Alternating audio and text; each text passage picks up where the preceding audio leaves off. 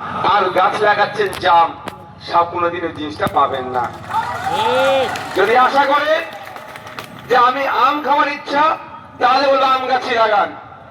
যদি মনে করেন দুর্নীতি মুক্ত সমাজ ব্যবস্থা গড়ে তুলব, যে সমাজ ব্যবস্থায় দলিত আদিবাসী হিন্দু মুসলমান মাথা তুলে বাঁচবে, যার ব্যক্তিগত পরিচয় থাকবে কিন্তু সংবিধান যে অধিকার দিয়েছে সেই মতো চলবে, তাহলে আমি বলবো দিকে দিকে এই হুগলি জেলার কথা বলি, 18টা সিটের মধ্যে 2টি সেট খামচিহ্ন দিয়েছে, তথা আইএসএফ দিয়েছে 2টো ফরওয়ার্ড ব্লক, একটা লাল ঝান্ডার উপরে 3টে স্টার লিবারেশন, বাকি সিটগুলো সিপিআইএম কাস্তিয়াতুলি তারা চিহ্ন নিয়ে। তো বলবো যদি আপনারা চান যে একটা সুষ্ঠু সমাজ ব্যবস্থা, সুষ্ঠু একটা সকাল উপহার যদি আপনারা পেতে চান, তাহলে বলবো দিকে দিকে যেখানে যেখানে খামচিহ্ন আছে এবং যেখানে কাস্তিয়াতুলি তারা চিহ্ন সহ বামেদের যে সমস্ত শরিক দলগুলো আমরা লড়াই করছি আমাদের মধ্যে আছে ঐক্যবদ্ধ হয়ে, তাদের হাতকে শক্ত করুন, তাদেরকে জিতিয়ে বিধানসভার মধ্যে পাঠান। অন্যথায় কি হবে? ওই জ্ঞান দেবে রাত 8টার পরে মেয়েরা কর্মক্ষেত্রে যেতে বারণ করবে। কেন?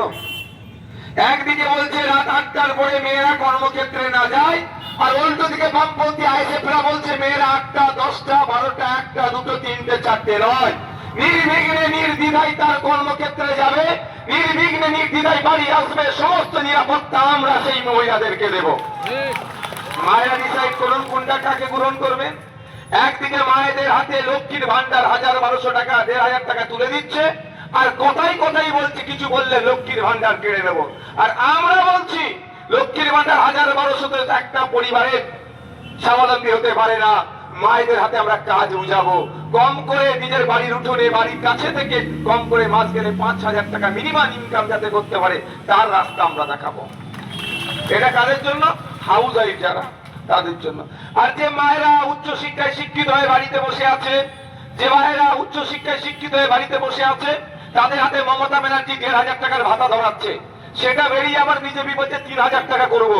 আর বামপন্থী আইএসএফরা অন্য কথা বলছে যে আপনারা আমাদেরকে ক্ষমতায় নিয়ে আসুন, মিনিমাম 15 থেকে 22,000 টাকার কাজের ব্যবস্থা করে দেবো।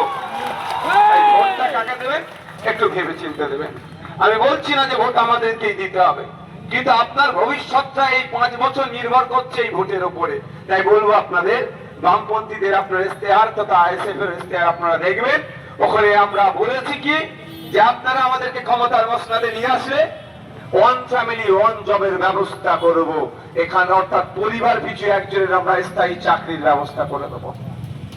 এবার আপনারা ডিসাইড করুন, আপনাদের উপর নির্ভর করছে। গণতন্ত্রের সব থেকে পাওয়ারফুল অস্ত্র আপনাদের হাতে আছে আর্টিকেল 326, ভোট দানের স্বাধীনতা বা ভোট দেওয়ার রাইট। এটা আপনাকে ঠিক জায়গায় এক্সারসাইজ করতে হবে। এখানে অনেক মায়েরা বসে আছেন, আমার ভালো লাগছে তাই যে লক্ষ্মীর ভান্ডার দিয়ে আমার মায়েদেরকে আটকে রাখতে এরা পারেনি। আমি মায়েদের বলবো এখানে যে কজন মা আছে তার 99% মায়েদের পরিবারের শিশুগুলো সরকারি স্কুলে পড়ে, তাই তো নাকি? হ্যাঁ তাই তো। বাড়িতে একবার ফিরে যাবেন, বাজারে যারা বাজার করতে আসছেন তারা বাড়িতে ফিরে গিয়ে আমি যেটা বলছি এটা চেক করে নেবেন। যদি মনে হয় ভুল বলেছি তাহলে খান চিহ্নকে ভোট দিতে হবে না, দিকে দিকে যেখানে লাল ঝান্ডা দাঁড়িয়েছে তাদেরও ভোট দিতে লাগবে না। বাড়িতে আজকে ফিরে যাবেন, যারা ছেলে মেয়েরা সরকারি স্কুলে পড়াশোনা করছে, ক্লাস 5 থেকে 6 উঠেছে, ক্লাস 3 থেকে 4 উঠেছে, 3 ছেলে 4 উঠেছে, তার হাতে ক্লাস 3 অঙ্কের বইটা পেনটা খাতাটা ধরিয়ে দিন, দিয়ে বলুন যে ক্লাস 3 অনুশীলন 1-এর অঙ্কটা করতে। প্রমাণ করে নেবেন বাড়িতে গিয়ে আপনারা মমতা ব্যানার্জির যে হাতে আপনাকে আমাকে বা আমার মায়েদেরকে লক্ষ্মীর ভান্ডার প্রদান করছে, ওই হাতি মমতা ব্যানার্জি আমাদের বাড়ির তথা গরিব বাড়ি বা বাড়ির ছেলে মেয়েদের ভবিষ্যৎ করে ধ্বংস করছে। একবার পেন খাতাটা তুলে দিয়ে বলুন যে ক্লাস 3-4 বাচ্চা দিয়ে আছে এখন 3 অঙ্কের বইটা দিয়ে পেন খাতাটা দিয়ে অনুশীলন 1-এর অঙ্কটা করতে বলুন। আমি চ্যালেঞ্জ করে যাচ্ছি 90 জন ফেল করবে। কারা ফেল করবে? লেবার, তার বাড়ির ছেলে মেয়েরা।